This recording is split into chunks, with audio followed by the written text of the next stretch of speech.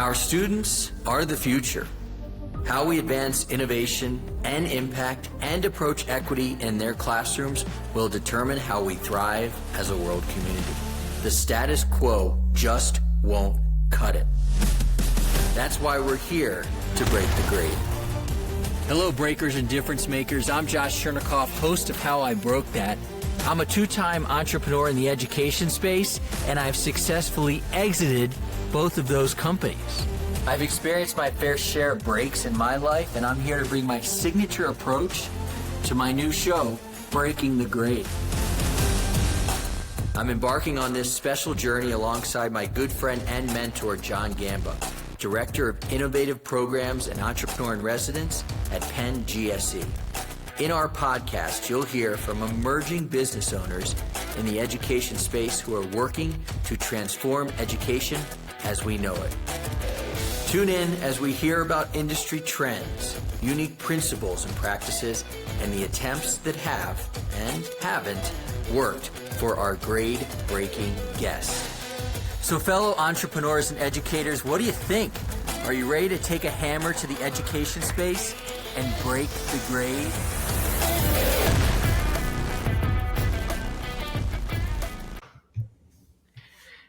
Hello, everybody. Welcome to a live edition of Breaking the Grade. And it just so happens that we have our first return guest in our Canadian friend, Robert Martellacci. And I'm going to let you talk, but I was thinking, I don't know if you do this, but I kind of take like a noon-ish nap after I eat. And I was thinking, how am I going to start this conversation? And the first thing that came to mind was a question for you. What do you think about the popped collar? The popped collar. Yeah. What do you think of it? I kind of have one on my Summit jacket here. It's kind of a pop collar. It's kind of cool. You seem like a popped collar kind of guy. Or if you saw me with a popped collar, would you want to pop me in the face? I love your spirit, Josh. You are a legend in my books in EdTech, and always honored to be on your show. Thanks, man. Thanks for coming on. I'm a big fan of the popped collar. I'm a huge fan of you. And when you said, hey, let's talk Canadian EdTech Summit, I said, great. Let's do it. So I'm happy to have you on the show. Remind everybody who you are, where you're from, and what you are up to, and then we'll rock and roll into some topics. Yeah, absolutely. So Robert Martellacci, I'm the founder and president of Mindshare Learning Media. We're celebrating our 25th anniversary this coming year in EdTech. I had the honor of launching Mr. Wonderful Kevin O'Leary's company school division back. He lured me away from York University, where I was sport information director, and then ran the business alliance at the university, and segued into EdTech because we were just getting on the internet, and it's kind of reminiscent of where we're at today in a pivotal moment in our journey. And Dr. Hinton, a professor emeritus serendipity, our summit is at University of Toronto, where he was a professor, talked about this being the true second industrial revolution. And so our summit, it's our 16th one. We're thrilled to have you moderating a super important panel around EdTech. And I kind of gave it a hockey theme, knowing that you're a big hockey fan and 12 years season ticket holder at the Caps. Congratulations on the Stanley Cups, which we haven't seen in a very long time in Toronto. But it's about stick handling, navigating through the complexity of AI to achieve a hockey stick curve in business of EdTech. So how do you like that analogy? That's what you're going to be moderating with some pretty esteemed people. I cannot wait. And might as well tell everybody, because I've already told everybody that I know, that we're going to a game on Tuesday against the Flames. That's correct. I'm treating you to a hockey game because you're making a trek up from DC to Toronto, where our summit is taking place October 29th and 30th. You can see it there. I think I'm sharing my screen. It's just 34 days away. And we've got an incredible lineup of speakers, legendary people like Kathy Hurley, 50 plus years in EdTech, who was my mentor and my VP at the Learning Company when Mr. Wonderful was our president. It's a K-12 post-secondary higher ed focused event that's going to be at the University of Toronto, Mississauga. And we've got a discovery, STEM AI discovery playground, play zone to really paint a picture for what the future looks like in the classroom. That's fantastic. Well, anybody who is joining us that wants to chime in here, all over the world, especially Canada and the US, you can definitely put your name, your company in the chat. This is a great place that we all come together. We're actually talking about a show, and this is not any show. We re-aired the first show ever from Breaking the Grade, and the interview that John Gamba, you know him, Yes, and I did. great friend. Yeah, was with Kevin Shavis.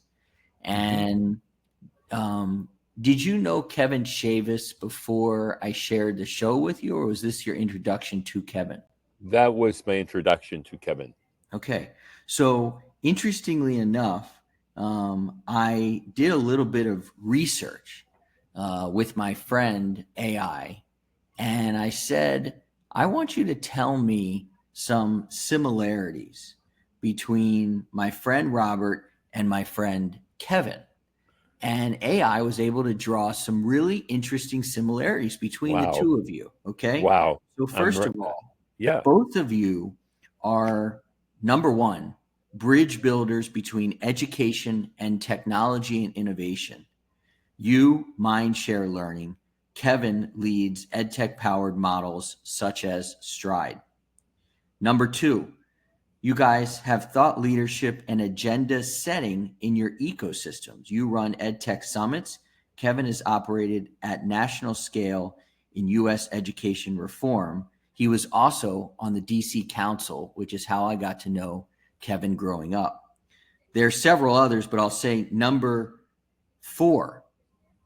I'm going to skip over number three. I'm going to go to number four. I do know how to count, but number four is long arc.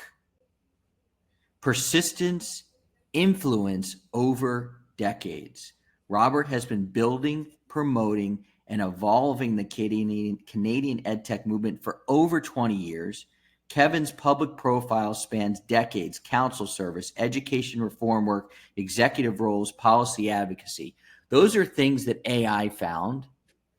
What I can tell you, because I know Kevin and I know you, is you are both really good men and awesome to be around.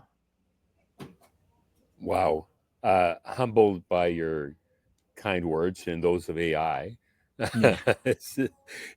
Well, I wish Kevin was here. Is he going to join us, or he's Kevin's a busy man, you know. Kevin's like my friend John Gamba. Sometimes I'll reach out to John and not hear back, and you know, I know Kevin was interested in us putting the show back up, but I didn't hear back from him. So all good. Kevin's a busy man. Hopefully he's saving education in this country because it absolutely needs his help. Right. And I hope he's watching or chimes in. That would be so cool for him to chime in and throw a question at us. And you guys are both golfers. And I'm a hockey player first. Yeah. I play 3 times a week. It's so important to balance. And, you know, we talk about well-being and balance. So that's my jam. So I still play on the faculty hockey team. I was recruited by the University of President at the time when I was sport information director, and I played some varsity hockey at York. And so I was playing on this line, and he was my age today. Fast forward to several decades, he retired at 92, and I'm the elder statesman on the faculty hockey team. And but you're still playing. And I still play quite a game because I play to win, and I work to create win-wins and partnerships mutually. beneficial partnerships in what we do. And you refer to us as bridge builders. I come from immigrant Italian family. My father was in construction, so building is something that I knew well. And I love that. and it's not easy. And it's my father built the subways in Toronto, and he had colleagues that were injured, killed because they didn't have boring machines, or it was pick and shovel back in the day in the 50s. So, Wow. I'm grateful for the pathway they created. My parents, who immigrated from Italy post-war, that didn't have a chance to really go to school, that they made it a high priority for me.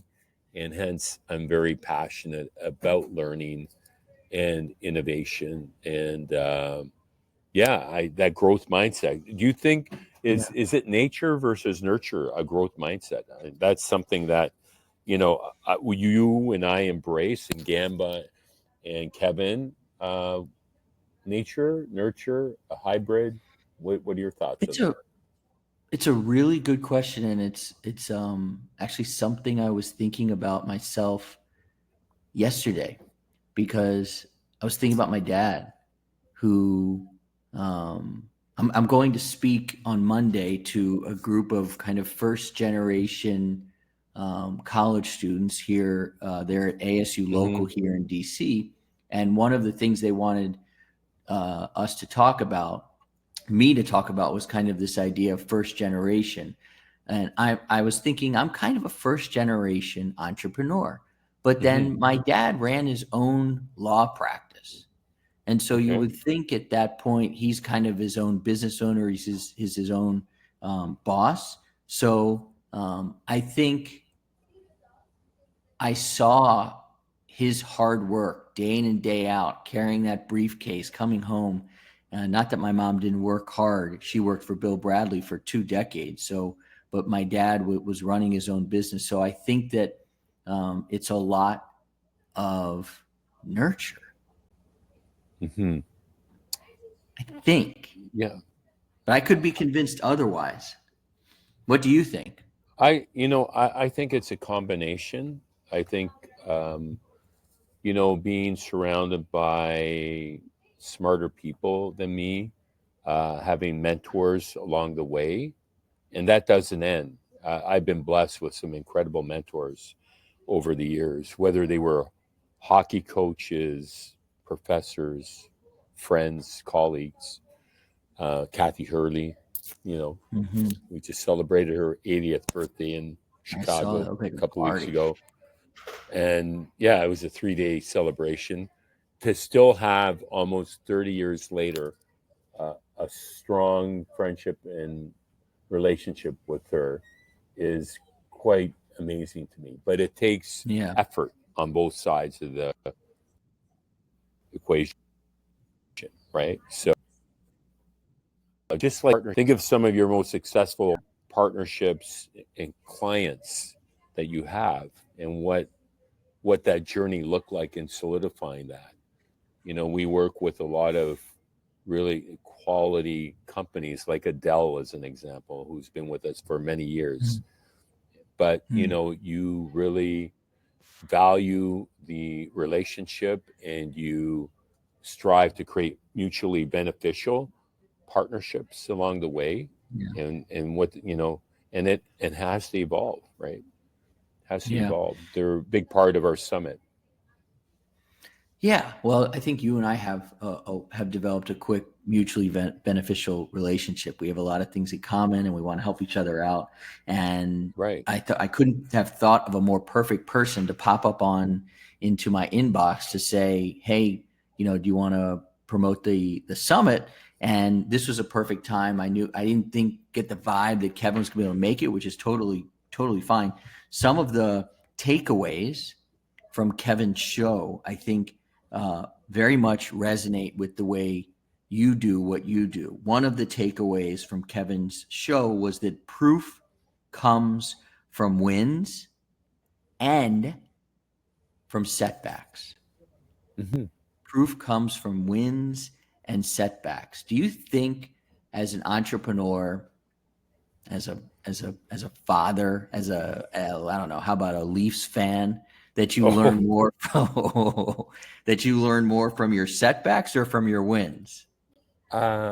I, as a hockey coach for 15 years, would say to my little tyke players and beyond, you learn more from losing than winning because you're more reflective, you're problem solving. What do we need to do better for the next game?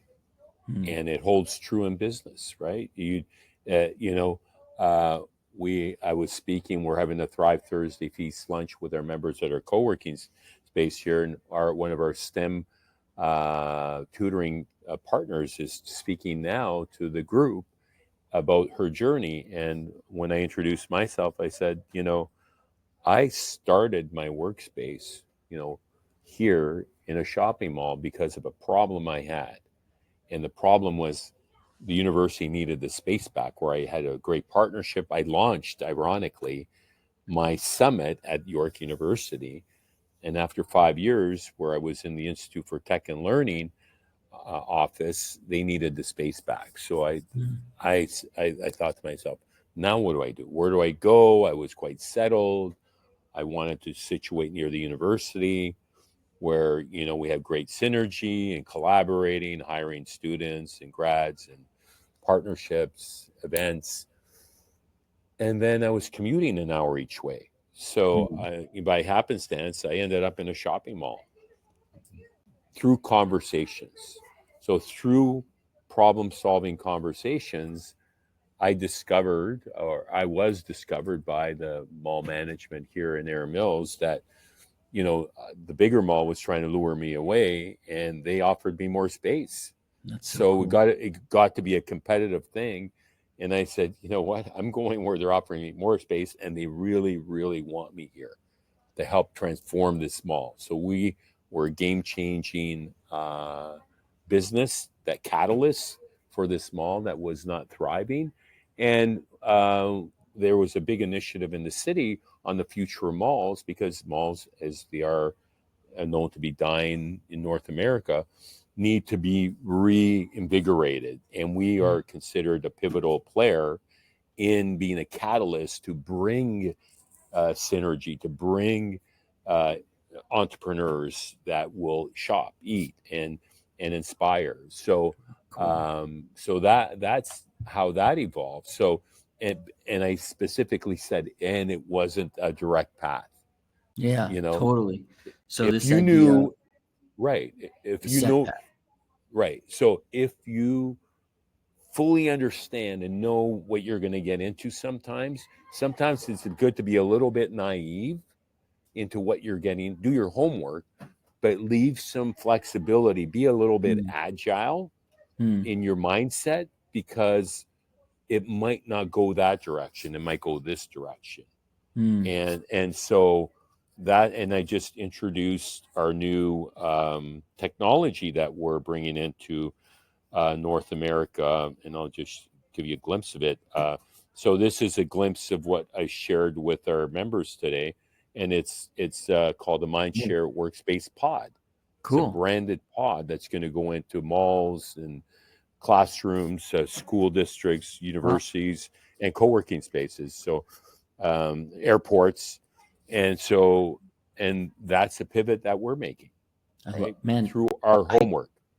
I could really use. I'm sure my wife and my kid would invest in one of those if they would let us. If I could put it inside our 1,100 square foot apartment, they'd be really happy because I they think wouldn't have there's to a hear me. Christmas is coming. That's right. Christmas is coming to the Chernikoffs. They'd be so happy. One of the other takeaways from Kevin's show is he really talks about community buy-in and how you have to have champions, parents, teachers, faculty, students to accelerate adoption faster than a sales script. Wow, Um, and wow! so, can I you love talk that. about community buy-in? Are you kidding? I absolutely love that statement, Hmm. Kevin. I can't wait to meet him. I want to You'd love him. host you and him on a podcast, because what we're talking about is empowering human-centered, sustainable learning. In order to achieve that, as part of the summit, we're bringing the ecosystem of students, parents, teachers, leaders, ed techs, higher ed folks, uh, all the policymakers.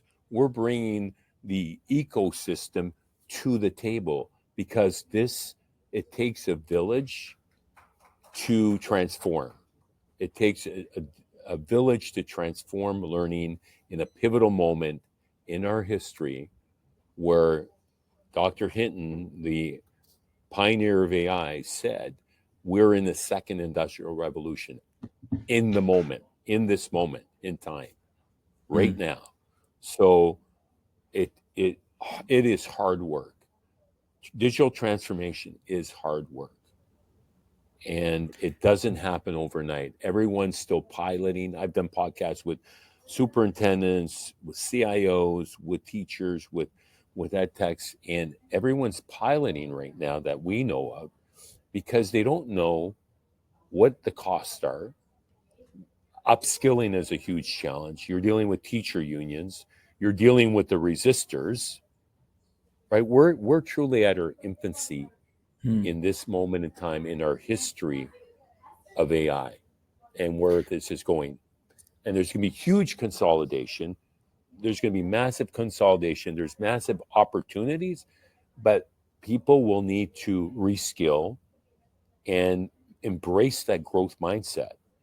You know, the portrait of a graduate that you talk about in the US, Right. we have the 7 C's, C21 Canada, that the foundation that I started and lead.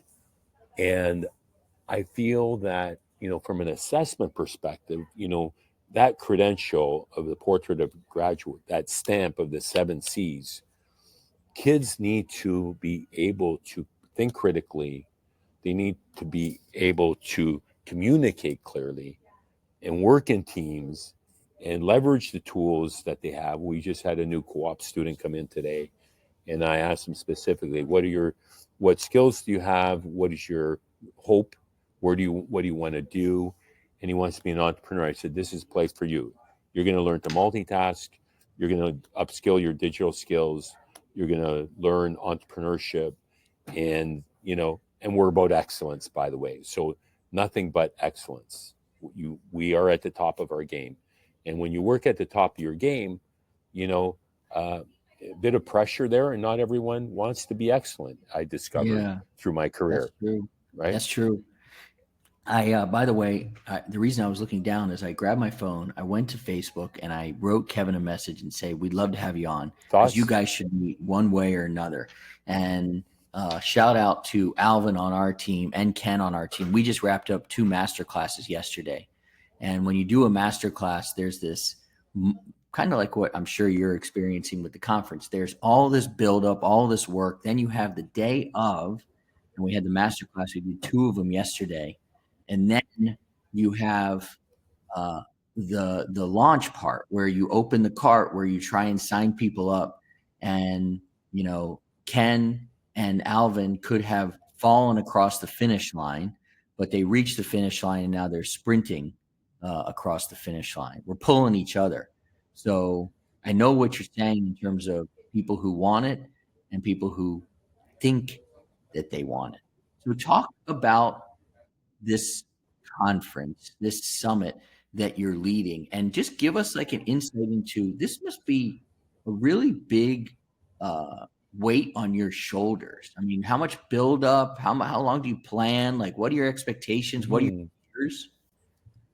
Right. So, we're expecting 300 to 400 leaders, teachers, to attend, and there's a lot at stake, right? So we have done really well with sponsors. We're partnered with the Peel District School Board. We've never in our history had a school board invest in our summit, but we impressed them enough last year that they approached us, the Superintendent of Innovation, AI, and Pathways. How is that for a job title? That's a big one. Bernadette Smith is remarkable. They're at scale. they're able to innovate at scale with 150,000 students. They have an innovation project where schools apply for funding for innovating projects in schools. And then they have a showcase. So we are showcasing some of those top innovations from their school district. How cool is that? I don't know any large districts that embark on that. I think that they wouldn't. I think only a school district that was innovative and ballsy would do that, because they would probably be fearful of, at least in the United States, getting involved with something that was a little bit outside their lane, even though for you guys, for this particular school district, it is in their lane. So super cool. It's remarkable. So we're fortunate to have the #1 university in Canada partner with us, along with one of the top school districts in Canada, second largest in Canada. And we have the largest school district represented in Peter Singh, who's the CIO of the Toronto District School Board, my alma mater. And, it's a big undertaking. We have a small, lean team. We start planning this back in March. We started planning in March, and it takes time.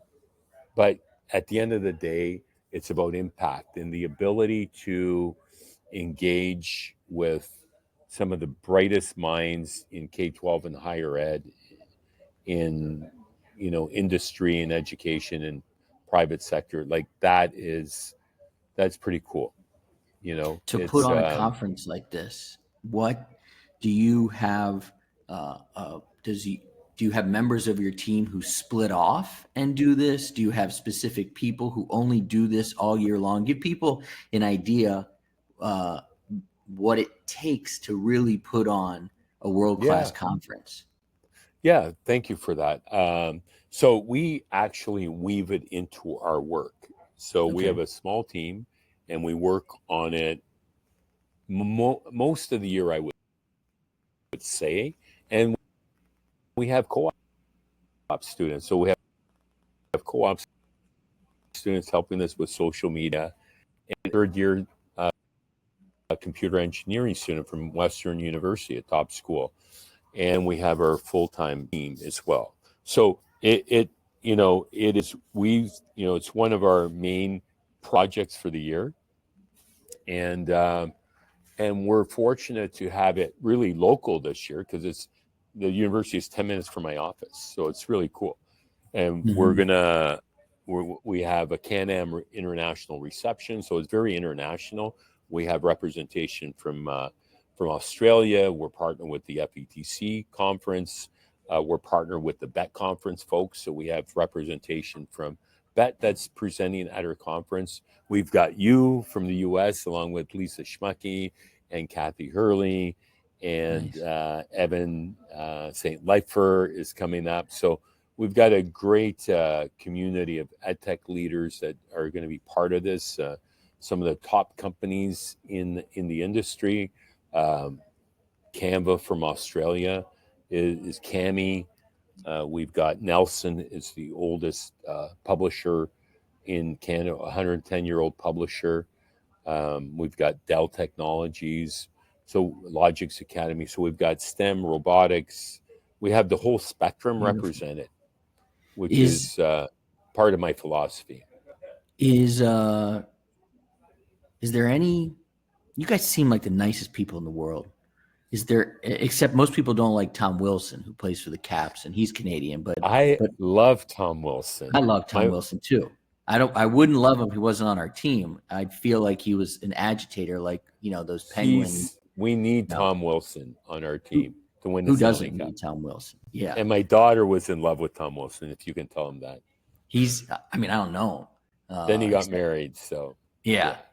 He did well for himself, but he feels to me like a Ryan Reeves. He's the type of guy that Chris Letang, like they're just agitators. He happens to be a big one.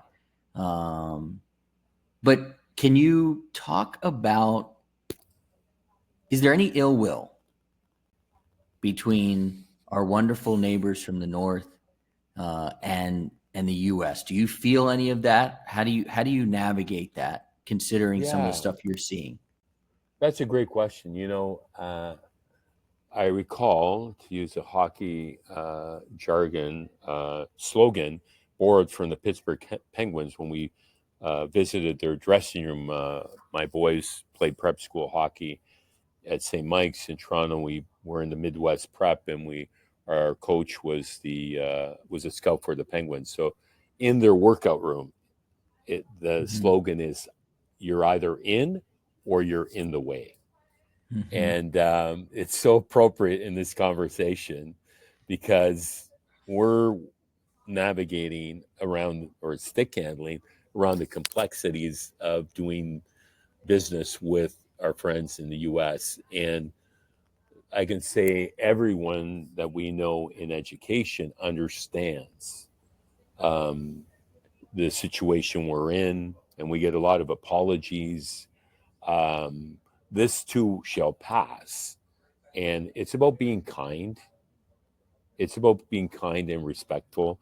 And Canadians generally are kind and respectful and inclusive. Our co-working space is, we celebrate diversity as our strength. And in people, where they're from, the most cosmopolitan area in the country is here in my workspace. And in the types of businesses too, there's great synergy in collaborating with diverse folks. We have the best restaurants in the world because people are all from somewhere else, and we respect each other, generally speaking. And we can't control governments, but we just navigate around the complexities to do what we do, and this too shall pass. Speaking of getting groups of people together, I'm going to talk for a moment about our next cohort for the Ed Sales Elevation Experience, where it will start on October 14th at 10 o'clock in the morning Eastern. Companies, all in education, 2 people per company to join. This is our 13th cohort. We've worked with over 160 companies in education. Yesterday, we had our masterclass where we got a chance to talk to folks about making sure that they started the school post implementation so that they are planting seeds and can have real conversations in January, February, and March. April, May, June, they're signing contract. Fall of 2026, they've got themselves a really wonderful company. And so I hope that people who made it to the masterclass, it's awesome. Yeah, we had about 75 people sign up for the masterclass. We had probably about 75% of those people actually show up. And so I don't know if Alvin can put in the chat the special link we have for my calendar. And therefore, if people do want to talk to me, this is a calendar link that will kind of be prioritized in my calendar to talk to people about the Ed Sales Elevation Experience, to get them to join, because we are accepting applications. We have 6 more slots left, and they will fill. I have no doubt about it. It always happens. But I want to just kind of mention that we've got this cohort coming up. So you and I are making a point to bring all different and so that's another way that you and I are amazing.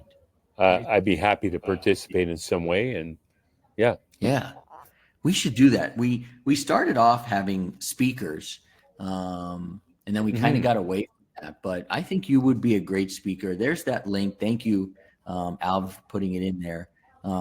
So, Robert, I want to just kind of bring it back a little bit to the summit, right? And we'll do is kind of end with this, because it's really important that we get members of the Ed Sales Elevation Experience community going to this summit. So can you talk specifically to our audience who are EdTech founders, entrepreneurs, business owners, about why they should go to your summit?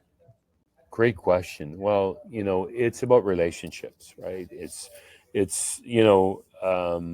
been in EdTech for almost 30 years, and people that come into EdTech tend to stay in EdTech, and building trusted relationships at the highest levels. I know I have good friends who are superintendents, CIOs, and I have great friends that are teachers and principals and everyone in between.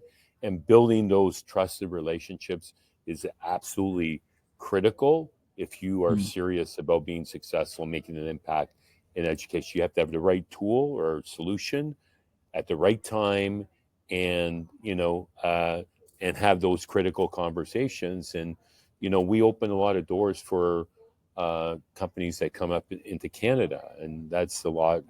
Part of our consulting is go to market. So we do a lot of go to market. We do go to market playbooks. We've worked with Lego.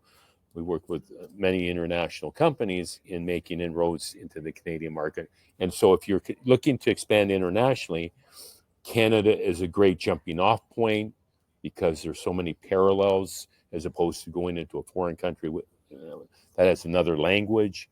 We're very friendly to Americans, generally speaking. And we would love to have your network come to Canada. I'm going to give 2 VIP passes away today. So if someone wants to chime in about, their company and why they would want to come to the Canadian EdTech Summit, and if they put hashtag Toronto Maple Leafs, especially Stanley Cup champions 2026, you will win 2 VIP passes. That's amazing. Hashtag Stanley Cup 2026 must be in there, though. I love where your head's at. Maybe you've taken one too many hits from Tom Wilson, but that's okay. Maybe also, Alvin, can you put the link in that I gave you earlier today so that people can go visit the summit website, and they can look at tickets, but it sounds like Robert has got some VIP tickets here. Yes. So that's really exciting. And we have $100 off till tomorrow on registration. We have limited space available for sponsors if folks were looking to sponsor. And yeah, so it's never been a more exciting time to be in education. 34 days to go. And it's going to be one of the most pivotal events in our Canadian EdTech sector in modern time, I would hazard to, given the caliber of people and the digital transformation that is upon us. Train's left the station. The AI train has left the station, and it's not going back. Not at all. Are there other topics that people might, obviously AI is always a big one. What are some of the other topics that might interest folks to come up and make the trip north?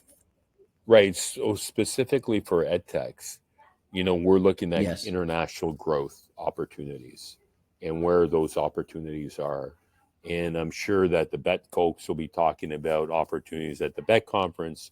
They're in Singapore as well, and they have an event in South America now. So it's truly an international company now with events throughout the world. So there's lots of opportunities to explore international, gain insight on what tools are being used in schools.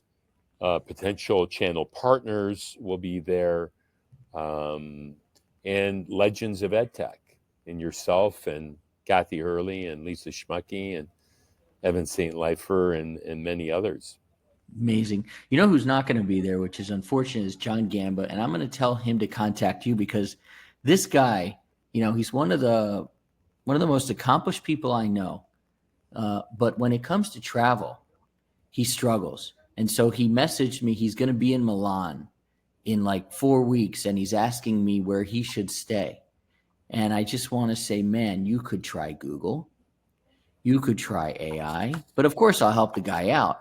But maybe you could tell him a great place to stay in Milan. Do you know Milan? Sure. Yeah, I know Milan. Okay. And if I didn't know where to stay, I can ask friends that know it very well. So I'm That's going to right. do that. I'm going to get him a couple of suggestions. But yeah, I would love. So he is totally not available. We can chime him in for Milan. We can. I'll tell you, I have a story about Milan in that I Yeah. was there and I bought a pair of super cool Pumas that Wow. I still have today. They're one of the sneakers that I told, my wife, like, we're not getting rid of these. And they're super special to me because I wore them during the Stanley Cup run of 2018 for the Caps. They were my Rock the Red shoes. And Wow. they're super cool. And, now that I think about it, maybe I'll break them out for the summit. Maybe I'll break them out for your summit and bring them up to Toronto and wear those puppies on the floor. That would be so appropriate because of Canada and the red leaf, the flag. You'd be an instant hit, and perhaps you'll even be offered some Canadian citizenship with those shoes. I'll take it, man. I'll take it. Chris Kelly, who is a mutual friend of ours, said when I told him you were coming on, and I said, Chris, you got to join us because we're going to talk some hockey. He said, I can't make it, but that you potentially would sing the Canadian national anthem. And I said, let me tell you, I can sing the Canadian national anthem. It is my favorite national anthem. I've almost been arrested on multiple occasions late at night with my buddies singing the Canadian national anthem. I'm not suggesting we should do it, but maybe we should warm up our voices for when we're up there. Sure. At the count of three, I won. 1, 2, 3. You're not getting me to like sing. this. Oh, Canada, our home and native land. I'll save it there for True the hockey patriot. game that you come on. to. Oh man. Yes. It has you know it. One of my favorite lines in any national anthem. God keep our land. God keep this land glorious and free. Our land, this land. God keep our land glorious and free. Yes. You pick it up. Oh, Canada, we stand on guard for thee. Oh, Canada, we stand on guard for thee.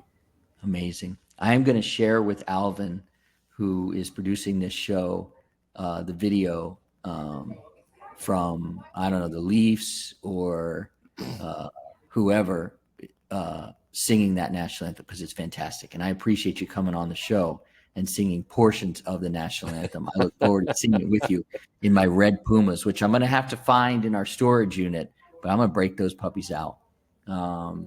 Robert, I really appreciate you. Sounds like a plan. On. Yeah, we're going to have a great time up there. Grateful for your time. Thank you. Oh, it's going to be the best. And most importantly, it's about impact, right? And I value your expertise and insight. You're such a deep thinker and passionate about making an impact in education. We're both part of the ERDI expert panel that we attend, and that's where we met, and we've never looked back. It's like serendipity for sure. I would drop the gloves to protect you from anybody, my friend, but I don't know how much protection I would give you. You probably take care of yourself pretty well, but I do it for you. So thank you for coming on. Thanks for being so great. Yeah, likewise. All right, everybody. That is us. That is Robert. That is Josh. You will see us up in Canada at the end of October. We're going to be sharing lots more information about this event so that our community can make it north and support Robert and the rest of the group. Thank you, everybody. Thank you, Robert. Cheers. Thanks for listening, Breakers.